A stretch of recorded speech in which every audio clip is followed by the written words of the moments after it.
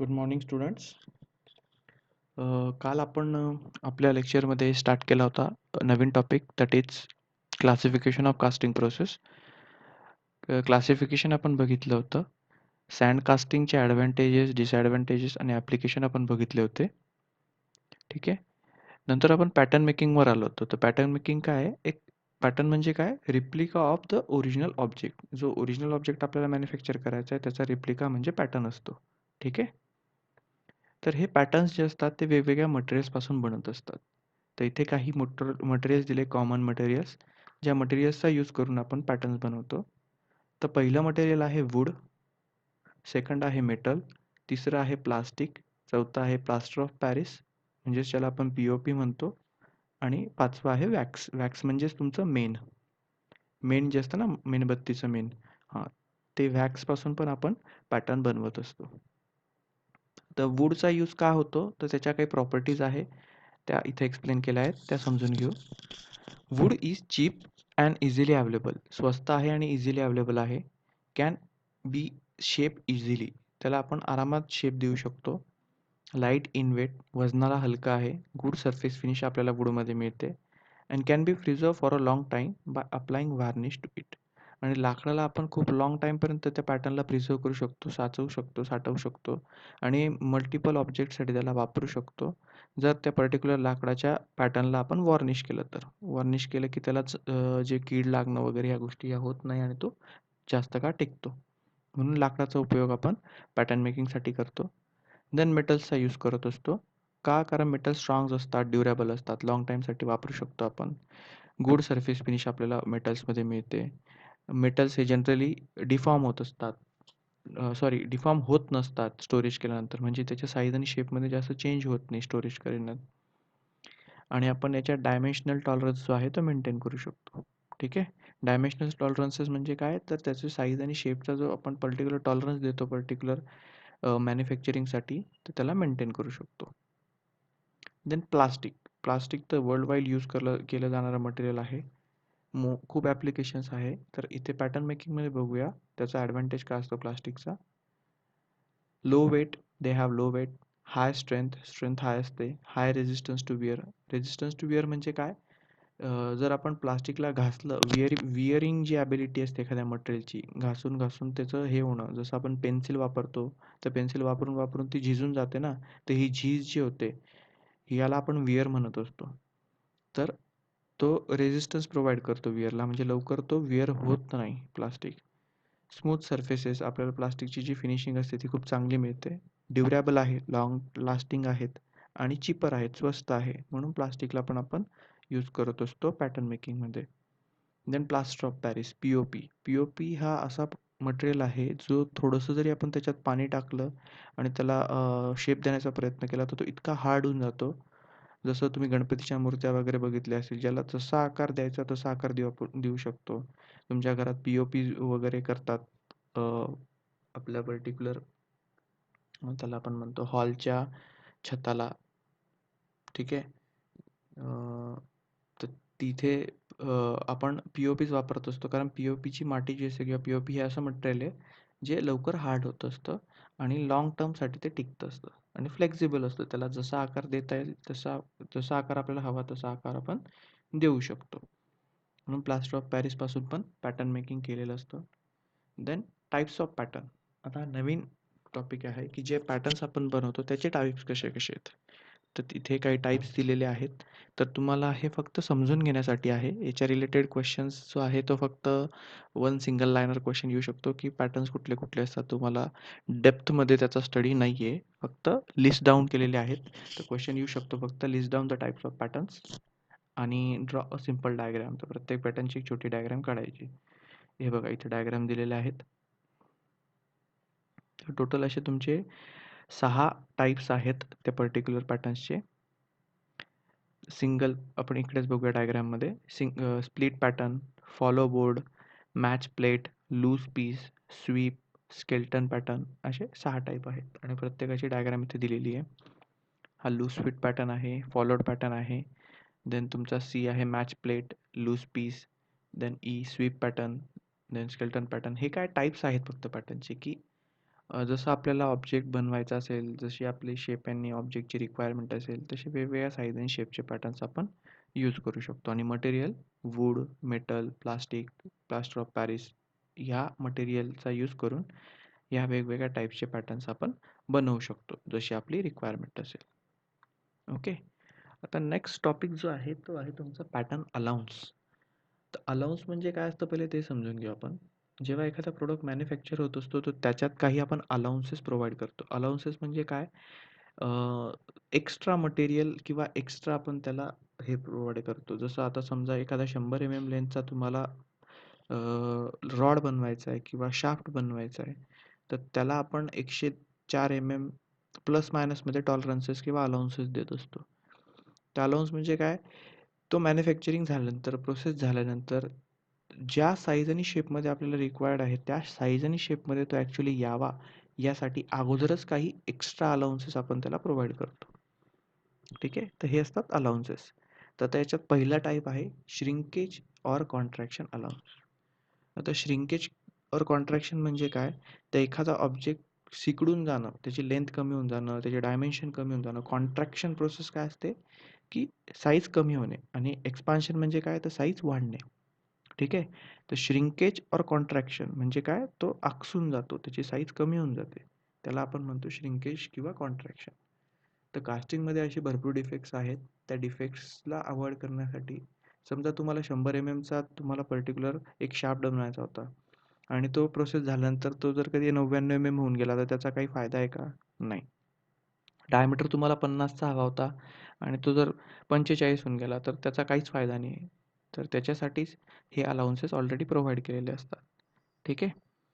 All most cast metals shrink or contract volumetrically on the cooling. म्हणजे काय? Cooling process ज्यावेळेस आपण थंड करत असतो त्या ऑब्जेक्टला, त्या पर्टिक्युलर पोरिंग केल्यानंतर त्या मोल्टन मेटलला थंड करतो, त्यावेळेस ते कॉन्ट्रॅक्ट होऊन जातात. लिक्विड श्रिंक और सॉलिड श्रिंक. सगळे मेटल्स जे असतात ते श्रिंक होऊन जातात किंवा कॉन्ट्रॅक्ट होऊन जातात. तर ह्या पर्टिक्युलर याच्यासाठी आपण अलाउन्सेस प्रोव्हाइड करतो. तर इथे टेबल तुम्हाला दिलेला आहे. त्याच्यात लिस्ट ऑफ मटेरियल आहेत, डायमेन्शन आहेत आणि श्रिंक अलाउन्स आहे. तर हा जो डेटा आहे, हा डेटा स्टँडर्ड डेटा असतो. हा पाठ करायची गरज कुठेच नसते. हा डेटा तुम्हाला स्टँडर्ड डिझाइन डेटा बुकमध्ये अवेलेबल असतो. जो पण डिझाइन इंजिनियर पर्टिक्युलरली त्या ऑब्जेक्टचं डिझाइन करत असेल, तो हे अलाउन्सेस सेट करून तुम्हाला देत असतो. ठीक आहे. तुम्हाला हे अलाउन्सेस सेट करायची गरज नसते. फक्त तुम्हाला माहीत असलं पाहिजे की अलाउन्स काय आहे? हा अलाउन्स कशासाठी दिला? ज्यावेळेस तुमच्याकडे एक 2D ड्रॉइंग येईल, की हा ऑब्जेक्ट बनवायचा आहे ॲज अ प्रोडक्शन इंजिनियर, तर त्यावेळेस तुम्हाला माहिती पाहिजे की श्रिंकेज अलाउन्स यांनी किती ठेवलेला आहे. ठीक आहे. कोणतं मटेरियल आहे? जसं आता इथे एक्झाम्पल बघूया आपण, की कास्ट आयर्न मटेरियल आहे. तर कास्ट आयर्न मटेरियलला जर 2 फीटपर्यंतचा डायमेन्शन असेल त्या मटेरियलचं, तर 0.125 इंच पर फीट एवढा अलाउन्स आपण श्रिंकेजसाठी देतो. तसंच कास्ट स्टीलसाठी हे डायमेन्शन्स असताना हे अलाउन्सेस, अल्युमिनियमसाठी हे डायमेन्शन्स असताना हे अलाउन्सेस, मॅग्नेशियमसाठी असं प्रत्येक मटेरियलचं तुम्हाला तुमच्या डिझाइन डेटा बुकमध्ये मिळून जातं. हा डेटा कधीच कोणीच पाठ करत नाही, कोणीच नाही. हा पी-एच-डी डिझाइन डेटा बुक म्हणून तुम्हाला मिळत असतो. जेव्हा तुम्ही एखाद्या गोष्टीचं डिझाइन कराल, ॲक्च्युअली तुमचं जे फील्ड आहे तर तुमचा डिझाइनचा जॉब तुम्हाला मिळणं कठीण आहे. तुम्हाला प्रोडक्शन रिलेटेडच जॉब मिळतील. बट तुम्हाला माहिती असलं पाहिजे की अलाउन्स कसे सेट केले जातात. नेक्स्ट अलाउन्स आहे ड्राफ्ट और टेपर अलाउन्स. ड्राफ्ट और टेपर अलाउन्स म्हणजे काय? तर आता इथे बघा, जर आपल्याला अशा प्रकारचा स्क्वेअर ठोकळा बनवायचा आहे किंवा असा टेपर जर कधी ठोकळा बनवायचा आहे, समजा एखादा ऑब्जेक्ट बनवायचा आहे आणि आपण त्याच साईज शेपमध्ये सगळंच फिल करून दिला, तर जेव्हा याला रिमूव्ह करायची वेळ येईल, तेव्हा तो बाहेर निघेल का? नाही. त्याला बाहेर काढायला मुश्किल होईल. तर त्याच्यासाठी इथे आपण ह्या पॅटर्नला काही अलाउन्स प्रोव्हाइड करतो, जेणेकरून कूलिंग झाल्यानंतर हा ऑब्जेक्ट त्याच्यातनं आरामात बाहेर निघेल. ठीक आहे. मी एक्झाम्पल तुम्हाला दिलं तो कुल्फीवाल्याचं. कुल्फीवाल्याकडे बघा असे कोन असतात लोखंडी, त्याच्यामध्ये तो असं पर्टिक्युलर मटेरियल फिल करतो आणि नंतर तो पाण्यात टाकून त्याला थोडंसं टर्ब्युलन्स क्रिएट केला की तो त्या पर्टिक्युलर पॅटर्नमधनं त्याचा ऑब्जेक्ट बाहेर काढत असतो किंवा कुल्फी जी असते ती तुमची बाहेर येत असते. तर यालाच आपण म्हणतो असतो ड्राफ्ट अलाउन्स और टेपर अलाउन्स. ठीक आहे. By draft is meant The taper provided by the pattern maker on a vertical surface of the pattern so that it can be removed from the sand without tearing away the sides of the sand mold and without excessive wrapping by the molder. म्हणजे कुठल्याही ह्या particular सँडपासून बनवलेल्या मोल्डला इथे टिअरिंग नको व्हायला, तो फाटायला नको किंवा त्याच्यात गॅप नको व्हायला, त्याच्यासाठी इथे काही अलाउन्सेस प्रोव्हाइड केलेले असतात. जेणेकरून हा पॅटर्न जो आहे तो पुन्हा आपण यूज करू शकू. मी तुम्हाला सांगितलं होतं ना 2 टाईपचे मोल्ड असतात. एक पर्मनंट मोल्ड असतो आणि एक असतो एक्सपॅन्डेबल मोल्ड. एक्सपॅन्डेबल मोल्ड म्हणजे काय? त्याला आपण तोडून टाकतो आणि पुन्हा नवीन प्रोडक्टच्या वेळेस नवीन वापरतो. पर्मनंट मोल्ड म्हणजे काय? ज्याचा पुन्हा-पुन्हा वापर होत असतो. तर पर्मनंट मोल्डच्या केसमध्ये असे अलाउन्सेस दिलेले असतात. जेणेकरून तो ऑब्जेक्ट बाहेर आला पाहिजे आरामात. ठीक आहे. नेक्स्ट असतो मशीनिंग अलाउन्स. आता मशीनिंग अलाउन्स हा प्रत्येक प्रोसेसमध्ये असतो. नुसतं कास्टिंगसाठीच नाही, तर तुम्ही जे पण प्रॉडक्ट मॅन्युफॅक्चर कराल, त्या सगळ्या प्रोसेसला मशीनिंग अलाउन्स किंवा फिनिशिंग अलाउन्स दिलेला असतो.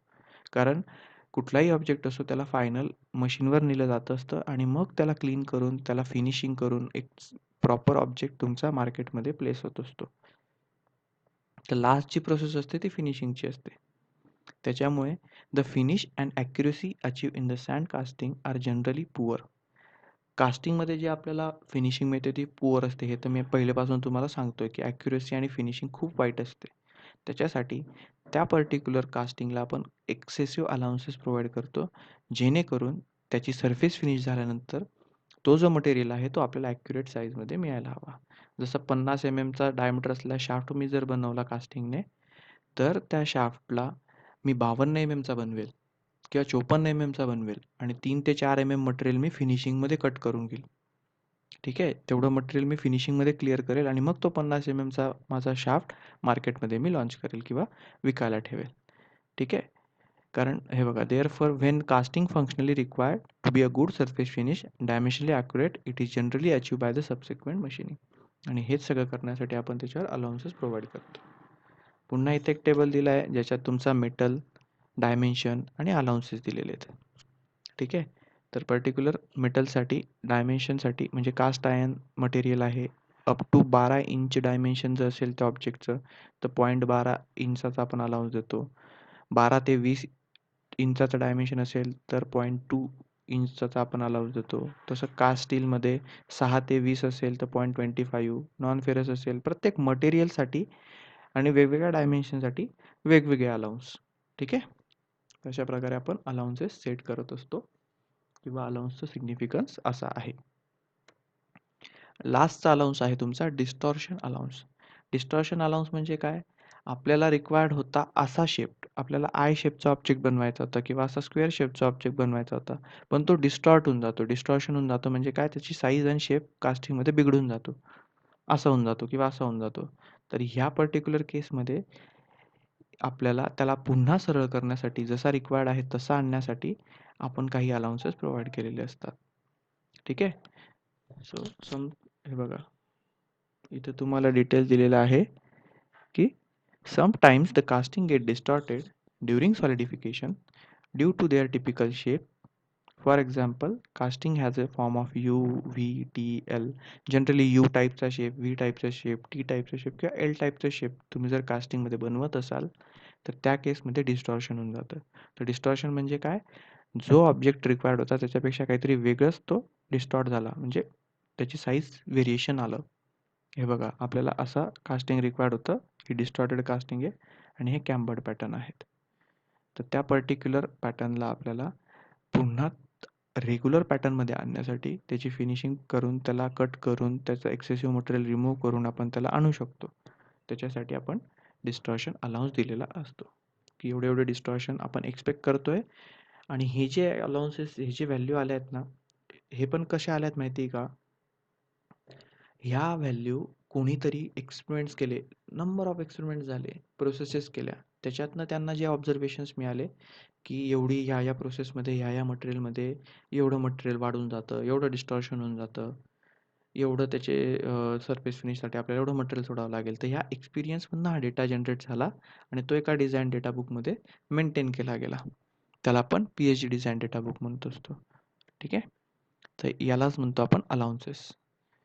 नेक्स्ट टॉपिक आहे तुमचा मोल्डिंग सँड. तर हा जो टॉपिक आहे मोल्डिंग सँड त्याचे टाईप्स आहेत काही, ग्रीन सँड काय असते, ड्राय सँड काय असते, त्याच्या प्रॉपर्टीज काय असतात, थर्मल स्टॅबिलिटी वगैरे हे आपण नेक्स्ट लेक्चरमध्ये बघू. आजसाठी तुमचा एवढाच टॉपिक. जेवढे टॉपिक मी कव्हर करतोय तेवढे टॉपिक बघत जा. डेली बेसिसवर मी छोटे टॉपिक्स घेईल. जास्त तुम्हाला डिटेलिंग घेणार नाही. छोट्या टॉपिक्सच घेईल. बट एकदा नाही समजला व्हिडिओ दुसऱ्यांदा बघा. थांबवून बघा, पॉज करून बघा. तुम्ही स्पीड कमी करून बघू शकता, स्पीड वाढवून बघू शकतात, ठीक आहे. पण व्हिडिओ बघा कंप्लीट. त्याच्यात तुम्हाला काही डिफिकल्टी असेल तर मला विचारा आणि डे टू डे याच्यामध्ये तुमचे लेक्चर्स कंप्लीट करा, ठीक आहे.